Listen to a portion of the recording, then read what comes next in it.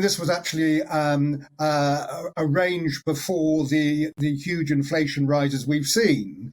And you're absolutely right. At 2.7%, we've got inflation running at 5.5% now, and we'll probably hit 7 or 8% as the year goes on. Now, there never is a good time for MPs to raise their pay. And yes, it could be argued this is probably the worst time to go and do it. But if not now, when? And I think you've got to actually also look at the pay scale and what MPs do.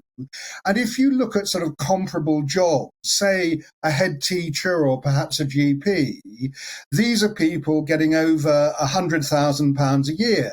So it could be argued that MPs are actually underpaid.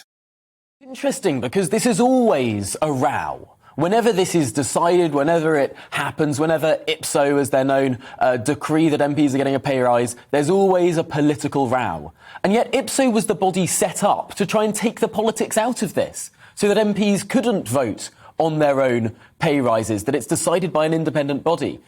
Is there a solution whereby this will be seen to be more independent than it is? Because this clearly creates a lot of upset for people whenever it happens. Well, you're right, Tom. It's an independent process. And that is what IPSA has decided, that they think this is actually a fair pay rise for MPs.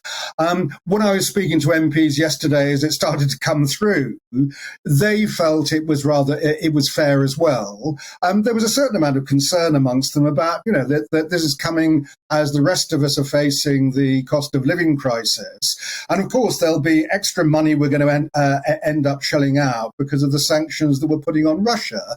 So MPs are acutely aware that this won't be a popular measure. But the other alternative is just not to do it. They already did have a pay freeze when the pandemic started. So at some point, you've got to actually bite the bullet and go ahead. MPs weren't actually paid anything until 1911, and then they got £400 a year. That would be worth about, £13,500 in today's money. So at one point it was amateurs doing the job. Now you have professionals, and probably you have to pay them as professionals.